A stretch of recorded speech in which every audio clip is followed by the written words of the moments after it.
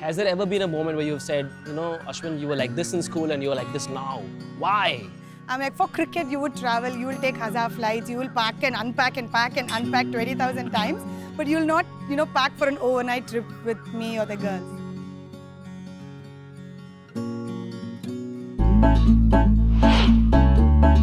He's gone for it. It's a six.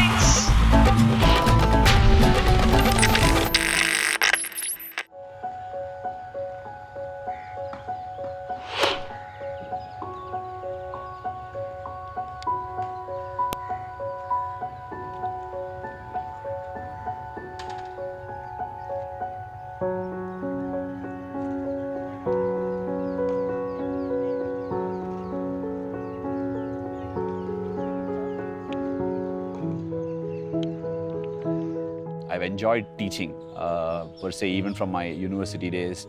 I used to enjoy passing on knowledge before the semester exams to my friends. So it kind of gives me a lot of joy, and this is something that I really enjoy doing and very passionate about. So it's just a part of the journey. Very often cricketers are asked, what are you giving back to the world? And very few can confidently say what you can. It's this dream project, the Ashwin Foundation, isn't it? It's kind of a stage setup where you say that you start a foundation and you want to do service to the community. But this began a long time ago, to be honest. What you see at the culmination of it is the Ashwin Foundation. When I used to play cricket in the 15s and 17s and so on and so forth, there were a lot of cricketers who actually gave up the game. Sometimes even at the age of 16 and 17, you see a lot of people working, a lot of kids going to work. So we just thought we'll conduct a talent hunt and fund their education, fund their cricket, look after them in a way that their parents are not obliged to send them to jobs to look after their families. A lot of my cricket was played on the roads, from evening 4 to 6. Every day used to be like a gala party next to my house, but it was very serious, very damn serious. I didn't need a lot of skill top up because most of it was innately baked outside on the roads of Chennai, and it doesn't happen anymore. These kids don't get to play on the roads. Their day-to-day activity of on the roads or for the game is so little that the skills don't get developed automatically.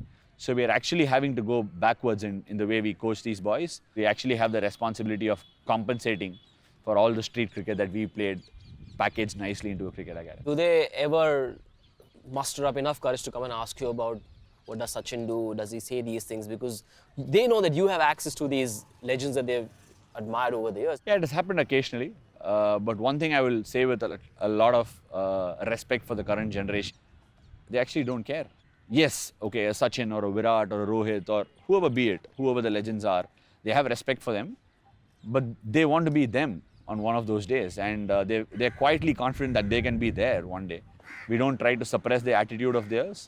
Yes, it's very important to stay humble. We try and teach them the importance of staying humble. But I think it's this generation that needs to be respected. Their attitude needs to be respected, and it's up to us to actually hold hands and take them in the direction they want us to take them, and not try and take them back and say, in those days, this is what we did. And that's one of the curses of our cricketing community, and I want to change that.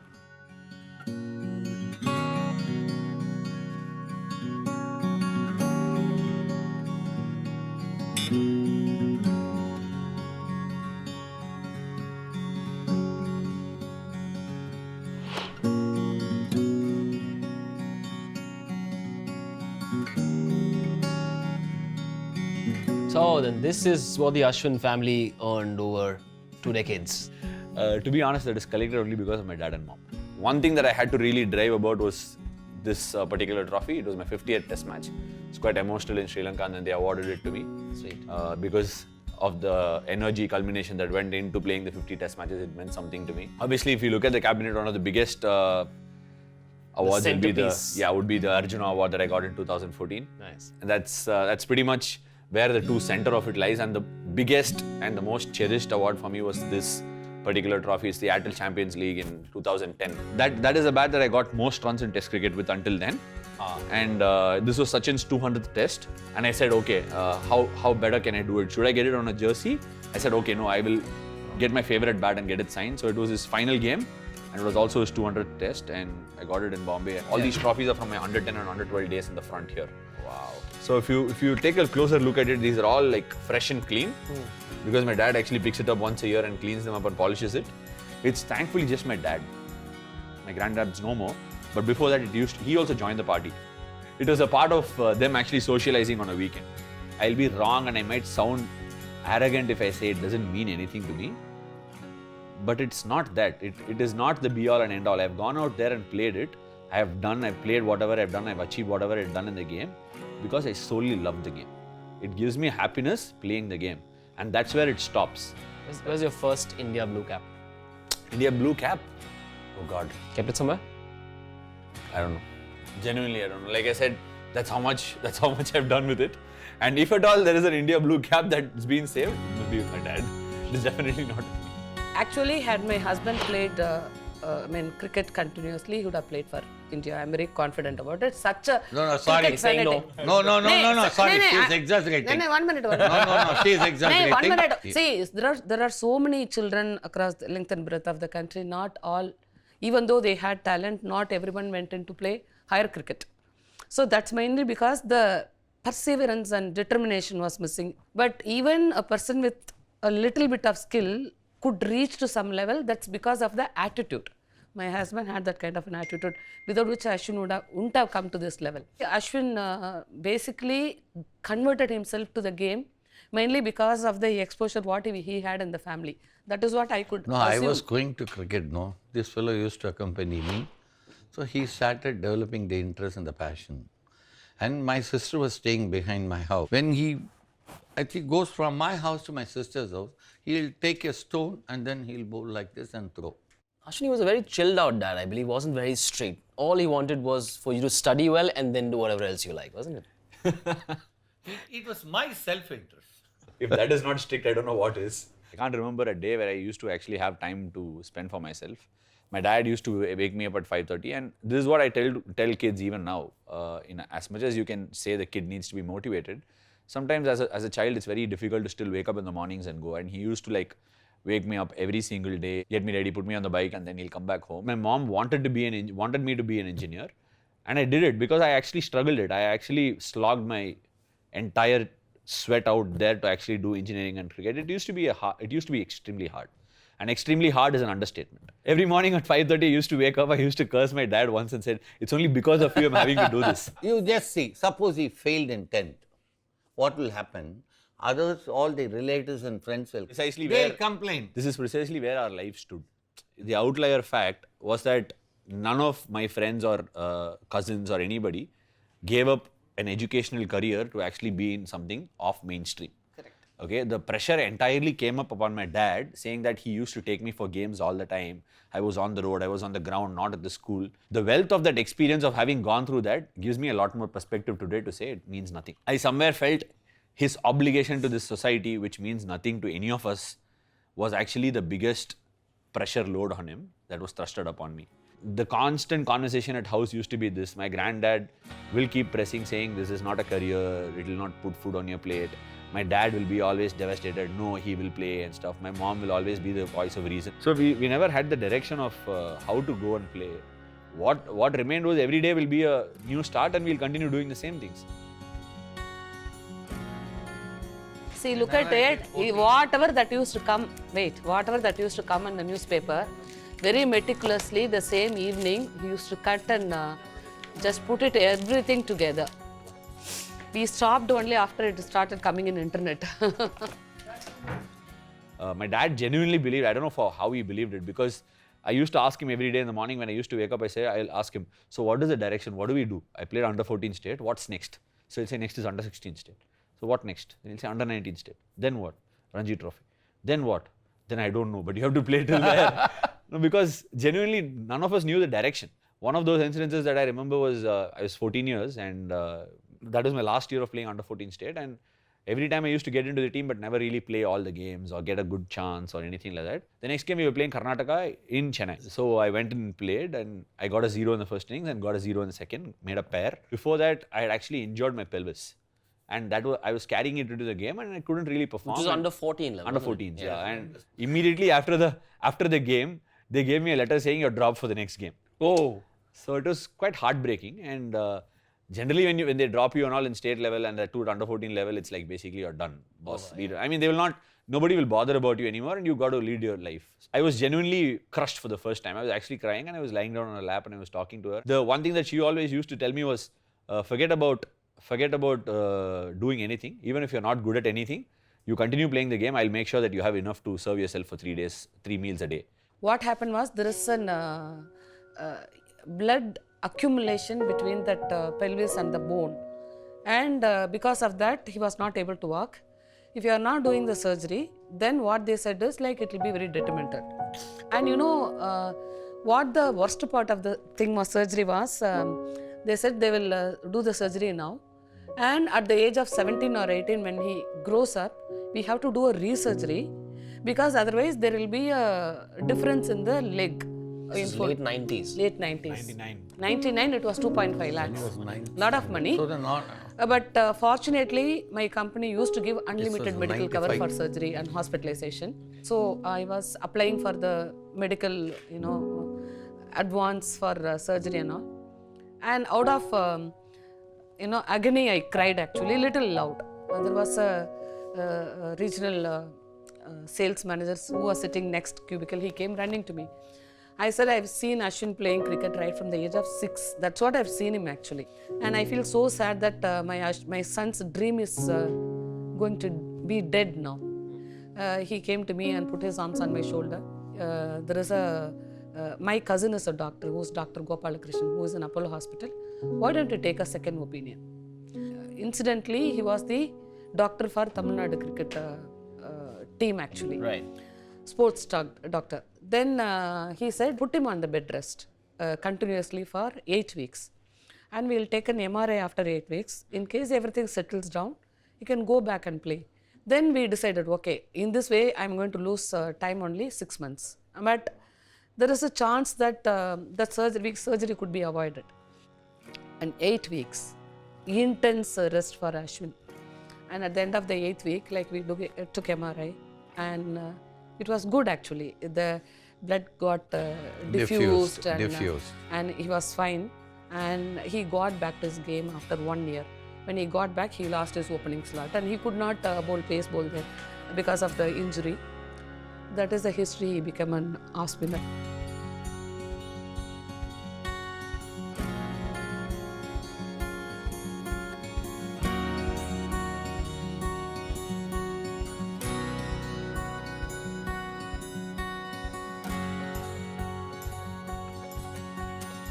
First time there was a relay of South Zone one-day match. Which he was. He was playing and I took off from my office. We were all glued onto the TV in front of the TV. We were all sitting.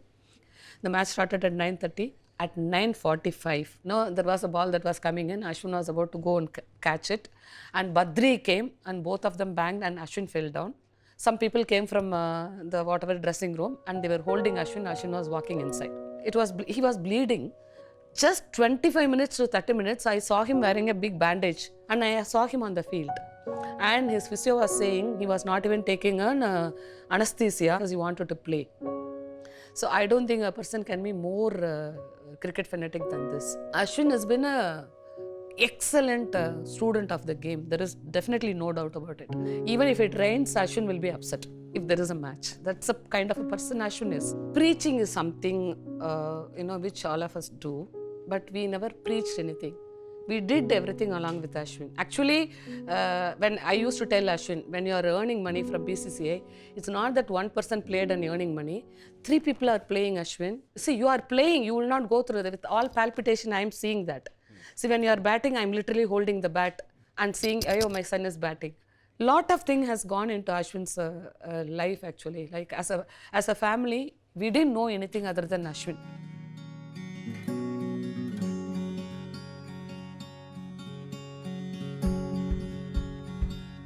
Tell me about that Ashwin India debut morning. They didn't travel for the game because the last time they traveled, I didn't play. Yeah. So this time they said, okay, we will not travel. So Actually, when he was playing his debut in Zimbabwe, we were almost in the computer. I believe this is where you sit and watch Ashwin play on television, right? Exactly. I used to sit if in a place, if you start taking wickets or if you start playing well, I will not move. I don't want any actually. This door was actually put only for him. Is auntie allowed to come and talk to you? No, No, not allowed. They both fight when I play. My mom's a lot more composed. With my dad, what happens is his urge. He actually genuinely feels that he's playing the game. To be honest, he was like more than what a dad I could ever be. I don't think I can do that for my kids. And he'd cook for you as well. Yeah, he's actually the best cook in the house till now. When I raise up the topic of diets at home and when I don't eat or something like that, he usually comes to my room in the afternoon about 3 o'clock, 4 o'clock and he asks what I want to eat. I said, I don't eat at this time of the day.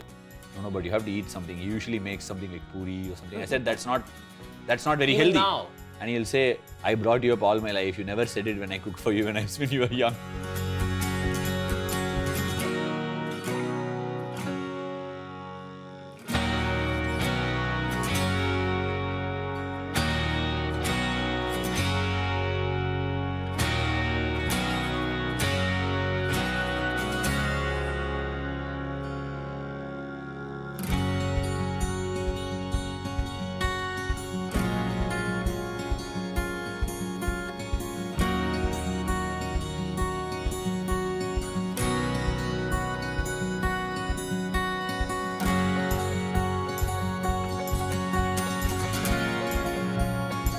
So while they say marriages are made in heaven, I believe love stories in Chennai start at the Padma Sheshadri Bala Bhavan School. I got the name right, didn't I?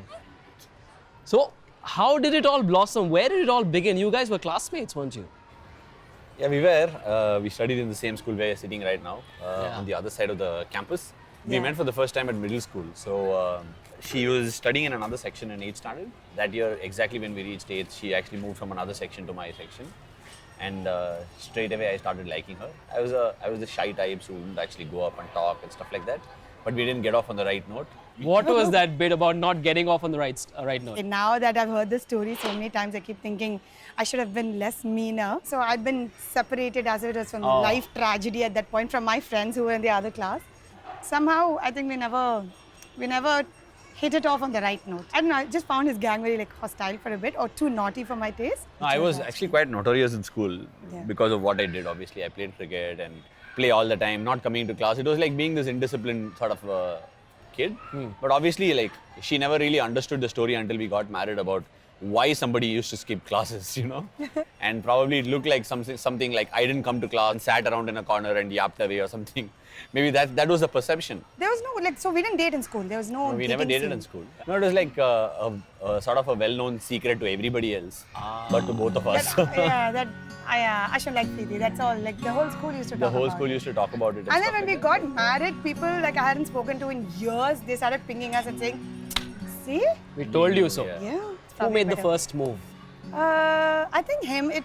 You said it? typical sense, yeah. But you didn't make it romantic. Was it? Yeah, she has to stand up for that. I can't say if it was romantic. How dramatic was it? So it wasn't dramatic. It was very sincere. We're not like typical childhood sweethearts. We met in school and then we knew there was something happening. But we again started meeting each other only when we were adults and he was playing professional cricket. So there wasn't really much time to do the whole dating thing because he was playing, he was off for the World Cup squad. And then, but before that, we'd had a conversation. He said, I really want to spend the rest of my life with you. And he took me to Kemplast. It's a cricket ground where he had a lot of fond memories from childhood. And He took you to a cricket ground? yes. Wow. Yeah, that's where my life is. In my entire So it initiation is is all there. about cricket. I mean, I didn't mind it, to be honest. I found it very refreshing. See, eventually years later on Twitter you said I am a chamatu. Oh, What does that mean? You gotta tell us what that means. Basically, chamate means innocent. We were talking about our first night and things like that. Right. After our wedding, the muhurtam time, like when the rituals happened, we were out of the wedding hall even before most of the people had eaten their lunch. The next morning, obviously, we were playing the test match at Kolkata. Eden. Yeah. So we got there and all that, and we were settling in. It was, classified first night. You know how it is. We got back from the airport by about 8:39, and then we were just chilling in the room. We were watching a movie, like an old classic Tamil comedy movie that he was making me watch. It is called Kadala Kadala, It is Kamal Hassan's. Kamal Hassan's movie, and he was watching it probably for the 10,000th time, I don't know. So his entire point about that night was to show me that I hadn't really watched the movie because I couldn't recollect any of the jokes. And then we went to bed because he had a test match, and then starts the whole alarm thing starts. They had alarms. First thing, I thought it was his phone. And I was like, why do you have an alarm at 11 in the night? What is the point? And then he's like, no, it wasn't me. So we thought housekeeping had left behind something till the whole, like half a dozen alarms started going We started off. tracing out. And then our only job was to figure out till what time these guys had set it. We found like 4 or 5 and, turned them off. But Yeah, till about 12:31 they went on and then So, just got leave. when did he goof up the most? And was super embarrassed and came and said, listen, sorry, yaar, I just messed up. Have you said sorry? Really? Okay. I'm I'm the one who sorry, I always didn't- says sorry in the relationship. I didn't Why am I know not that. surprised? You will not be, because that's how it is. For me, it's taken me like almost 8 odd years to realize that I'm the one who's always saying sorry. I initially used to think like, oh my God, this girl's so arrogant, man. I mean, in earlier years, who have I gotten married to? She's so arrogant. She can't even apologize to anything. Then I went across the board. I actually spoke to a few people, some of the most successful businessmen in the country and the state. And when I'm talking to them, I'm like, sir, my wife is there. I need to go. You know? I mean, otherwise, I'm the one who needs to be saying sorry, even if the mistake is theirs. And he just says, okay, sir, it's the same in everybody's Everyone. house. Just take it easy in the stride. Then I realized, okay, it's just in the DNA. I mean, that's how husbands are supposed to be, and that's how wives are supposed to be.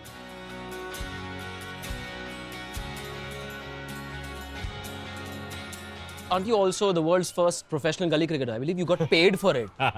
Not just me. There are a lot of people who do it. You do get paid to come and play tennis ball cricket, tennis ball tournaments. You have like prize money tournaments in Chennai, which is very, very popular. It's just gone down a little bit now. I mean, I'm probably going to revive that culture again. But gully cricket did give you Sudoku. So what happened is, first time I went to play a tennis ball game, I was batting. There was this guy who was like bowling proper action, like beautiful drift, and then getting the ball to go nicely out and in. I mean, till today I can't find where the guy is, but I haven't seen a better bowler who can bowl both in and out than him in my life. His name was SK. He was the one from whom I learned that ball. So he basically made me look like an absolute idiot on that particular day, because I was this big thing around the tennis ball circuit as a batsman then. So I said, I need to learn from this guy. I used to go every morning. He used to come and he used to teach me for about 10-15 days. That's where it all started. Funnily enough, you paid a prize for being a bloody good gully cricketer. What is that story? Yeah, so I mean, we were playing some tournament, and generally my friend had the habit of getting me playing tennis ball tournaments. My dad clearly didn't like it. He doesn't appreciate me playing on the roads as well. So one of those days we were supposed to play a final, and we have this culture of sort of people priding themselves on winning a comp like that. And as I was about to leave, there were like 4-5 guys who came in a Royal Enfield, like really properly muscular and big and stuff like that. They just picked me up and said, come, we got to go. I said, who? No, you're playing the match here, right? We have come to pick you up. So I said, oh, wow, they've arranged for a pickup too today. And it feels great. I mean, Royal Enfield. And what happened, I sat behind one person, and another person sat right behind me as if I was going to get off and go. And like, I was properly sandwiched between the both of them. I must have been about, what, 14, 15? They took me to a nice, like a posh tea shop. Like, it's a tea shop is a big culture thing in Chennai, you know. Next to all grounds, there is a tea shop. Got the benches and all that. They made me sit there. They ordered the bhajis, the vadas and all that. They said, have, don't be afraid. We are here to help you out. I said, okay. And it's like 3:30, 4 o'clock. And I said, match is going to start. Let's go. No, we are actually from the opposition. We wanted to stop you from playing. If you go and play, we will make sure your fingers are not there. So I just kept staring at them, and we were like, okay, yeah. So we had a gala time for the next hour and a half. And I said, look, my father will be back from office. I got to go home. I'll not play the match. I promise you. I'm pleading from about 4 to 5 o'clock. Then they said, okay, let's go. And they picked me up at 5 o'clock. They dropped me at home. As they were about to leave, my dad came. He asked me, who are you talking to? Who are these guys? I didn't have an option. I said, we're friends. Friends? That dangerous looking friends? Where did they come from? I said, no, I used to play tennis ball with them. So they just came to see me, and I just went home. No, but But has life changed after the daughters arrived? yeah, most certainly has. How much? Like about 50-60%. He Or can't maybe more. I can't sleep for starters. I can't take late nights. Like, for example, for me, anything beyond 10:30 is late. For the early part of Akira's childhood, she never used to sleep, and she always used to be on my shoulders, and I used to be always clinging on the other side. She never slept properly, and I mean, it's very, very difficult to being a mother early. We had 2 kids together, back to back.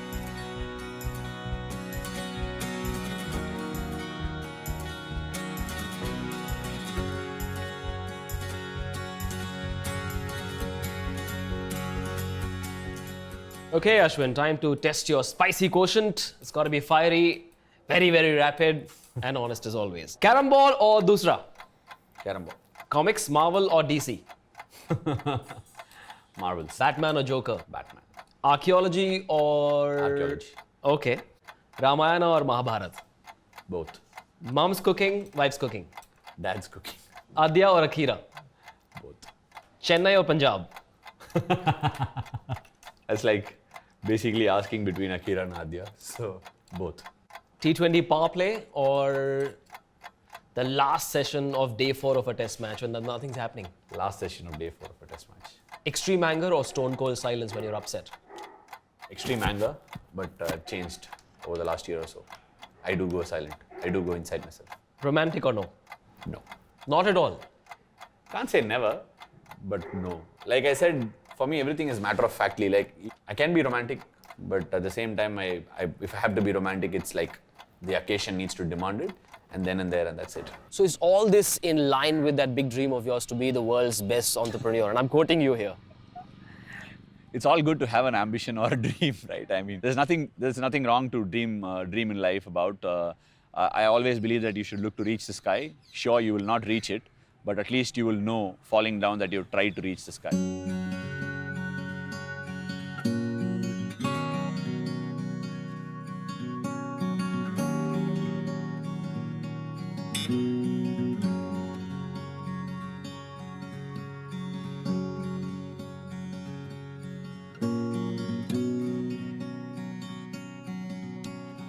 Finishing off with a small message, and obviously that's from a Rajinikanth's movie. It's to her, not to me, not to the cameras. You can No, tell this is not a romantic one. This is not a romantic one. What is it? Adhima Sabarram. Okay. Hey, that's so chauvinistic. Don't say it. Not doing anything romantic, but it's a tribute to one of our best writers, Crazy Mohan, who just passed away recently. This is from a movie called Vasool Raja, which has also happened in Hindi, which is your Munna Bhai. குண்டலிகேசி சிவபதிகாரம் Seevaka Chintamani இதுலேருந்து question paper set பண்ணுறேன் sir ஆன்சரே பண்ண முடியாது Still understand.